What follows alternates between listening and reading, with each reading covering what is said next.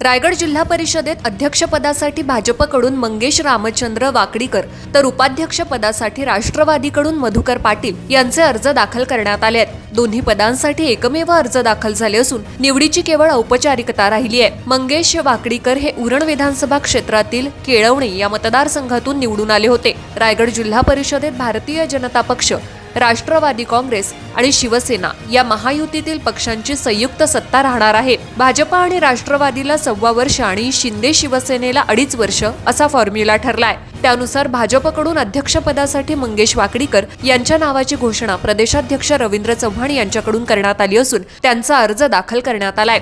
तर उपाध्यक्षपदासाठी राष्ट्रवादी काँग्रेसकडून मधुकर पाटील यांचा अर्ज दाखल करण्यात आलाय। अर्ज दाखल करतेवेळी मंत्री अदिती तटकरे, भाजपचे चिटणीस आमदार प्रशांत ठाकूर, आमदार महेश बालदी, माजी आमदार अनिकेत तटकरे, शिवसेना नेत्या मानसी दळवी, विकास गोगावले, रसिका केणी, दिलीप भोईर, चंद्रकांत कळंबे, आस्वाद पाटील, चित्रा पाटील, सुधाकर घारे, ॲडव्होकेट प्रवीण ठाकूर, अनंत गोंधळी यांच्यासह भाजप, राष्ट्रवादी, शिंदे शिवसेनेचे पदाधिकारी कार्यकर्ते उपस्थित होते। 59 सदस्य संख्या असलेल्या रायगड जिल्हा परिषदेत सत्ता स्थापनेसाठी 30 सदस्यांची आवश्यकता आहे। सध्या शिवसेनेचे 21, राष्ट्रवादी काँग्रेसचे 16 आणि भाजपचे 15 सदस्य विजयी झालेत, तर शिवसेना उबाठा पक्षाचे 5 आणि काँग्रेसचे 2 सदस्य निवडून आलेत। दरम्यान गेल्या काही दिवसांपासून रायगड जिल्हा परिषद सत्तेसाठी विविध राजकीय घडामोडींना वेग आला होता। भाजप आणि राष्ट्रवादी काँग्रेसने शिवसेनेला बाजूला ठेवत सत्ता स्थापनेची हालचाल केल्याची चर्चा देखील राजकीय वर्तुळात रंगली होती। मात्र या सर्व चर्चांना आता पूर्णविराम मिळाला असून महायुतीची सत्ता जिल्हा परिषदेत स्थापन होत आहे। एकमेकांच्या विरोधामध्ये निवडणुका होत होत्या। मधल्या या संबंध कालावधीमध्ये खरं तर स्वर्गीय अजितदादा असतानाच आदरणीय देवेंद्र फडणवीस साहेबांच्या उपस्थितीमध्ये तटकरे साहेब आणि अजितदादा फडणवीस साहेब, रवींद्र चव्हाण साहेब यांसोबत चर्चा होऊन तिथं भारतीय जनता पक्षाचा जिल्हा परिषद अध्यक्ष हे निवडणुकीपूर्वीच्या युतीमध्ये सुद्धा ठरलं गेलेलं होतं। त्यानुसार आज भारतीय जनता पक्षाचे अध्यक्ष यांचा उमेदवारीचा अर्ज आम्ही दाखल केलेला आहे। त्याचबरोबर उपाध्यक्ष म्हणून राष्ट्रवादी काँग्रेस पक्षाचा अर्ज दाखल करण्यात आलेला आहे। मधल्या या संबंध कालावधीमध्ये राज्यामध्ये ज्या 12 जिल्हा परिषदेच्या निवडणुका झाल्या त्याच्यामध्ये मग धाराशिव असेल, परभणी असेल, छत्रपती संभाजीनगर असेल, कोल्हापूर असेल, सांगली, सातारा, पुणे आणि रायगड, रत्नागिरी, सिंधुदुर्ग अशा तर या संबंध याच्यामध्ये महायुतीने अधिकाधिक ठिकाणी, बहुतांशी ठिकाणी एकत्रितपणाने यावं अशा पद्धतीची भूमिका राज्याचे मुख्यमंत्री देवेंद्र फडणवीस साहेब, राज्याचे उपमुख्यमंत्री एकनाथजी शिंदे साहेब, राज्याच्या उपमुख्यमंत्री सुनेत्रा काकी पवार असतील, आदरणीय प्रदेशाध्यक्ष तटकरे साहेब, आदरणीय प्रदेशाध्यक्ष रवींद्र चव्हाण साहेब असतील, बावनकुळे साहेब असतील, तिथून उदय सामंत साहेब असतील, या सगळ्यांनी सुद्धा त्या ठिकाणी घेतली।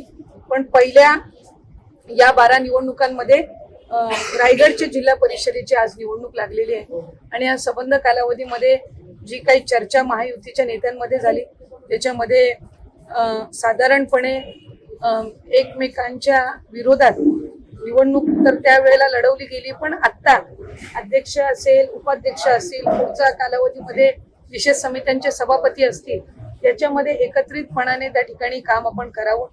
याच्यामध्ये उद्धव बाळासाहेब ठाकरे गटाचे शिवसेना त्यांनी सुद्धा आपल्याला त्या ठिकाणी राष्ट्रवादी काँग्रेस पक्षाला त्यांनी पाठिंबा दिलेला आहे। काँग्रेस सोबत सुद्धा सकारात्मक चर्चा झालेली आहे। शेवटी प्रदीर्घ कालावधीनंतर या निवडणुका झालेल्या आहेत। 2017 मध्ये शेवटच्या निवडणुका झाल्या होत्या, त्यावेळेला राष्ट्रवादी काँग्रेस पक्ष शेतकरी कामगार पक्ष म्हणून अध्यक्ष म्हणून मला माझ्या पक्षाने त्यावेळेला संधी दिली, उपाध्यक्ष म्हणून त्यावेळेला ॲडव्होकेट आस्वादजी पाटील होते, सभापती म्हणून त्यावेळेला शेतकरी कामगार पक्ष आणि राष्ट्रवादी काँग्रेस पक्षाच्या सदस्यांनी काम केलं आणि जवळपास 8-9 वर्षाच्या नंतर या निवडणुका झाल्या। साधारणपणे निवडणुका होत असताना प्रत्येक जिल्हा परिषद सदस्य जो निवडून येतो त्याला असं वाटत असतं की बाबा आपल्याला जिल्हा परिषदेच्या माध्यमातून त्या ठिकाणी आपल्या मतदारसंघामध्ये विकास कामं करण्याची संधी मिळावी। शेवटी आता त्यांना त्यांच्या मतदारसंघामध्ये उत्तर हे विकास कामांच्या रूपाने द्यायचं असतं। संबंध व्यापक हिताचा विचार करून आज शिवसेनेचे सुद्धा अनोटे मानसीताई आले होते, विकासजी सुद्धा आले होते, रसिकाताई असतील, इतर त्यांचे चंद्रकांतजी कळंबे असतील, इतर त्यांचे सदस्य सुद्धा आले आणि त्यांनी त्यांच्या पक्षाच्या ज्या काही सूचना आहेत आणि आदेश आहेत याचं पालन करून त्या ठिकाणी आज अध्यक्ष आणि उपाध्यक्षाचा अर्ज ज्या वेळेला महायुती म्हणून आम्ही दाखल केला त्यावेळेला ते सुद्धा होते. भारतीय जनता पक्षाकडून तर तिन्ही आमदार मोदी असतील, खासदार धैर्यशील पाटील साहेब असतील, हे सुद्धा होते. सगळे वरिष्ठ जिल्हा परिषदचे सदस्य आम्ही त्या ठिकाणी, अनिकेत भाई असतील, कार्याध्यक्ष असतील, आमचे जिल्हाध्यक्ष असतील, आम्ही सगळी मंडळी त्या ठिकाणी होतो. त्याच्यामुळे जिल्हा परिषदेमध्ये पुढचे 5 वर्ष काम करत असताना लोकांच्या हिताच्या दृष्टिकोनातून, जिल्ह्याच्या हिताच्या दृष्टिकोनातून काम करावं या पद्धतीनं ही पावलं उचलली गेलेली आहे. मी तिन्ही पक्षांच्या नेत्यांचे आभार मानेन. त्याचबरोबर इतर मित्र पक्षांनी सुद्धा ज्यांनी पाठिंबा दिलेला आहे त्यांच्याही पक्षाच्या नेत्यांचे आभार मानेन आणि जिल्ह्याच्या प्रगतिशील वाटचाल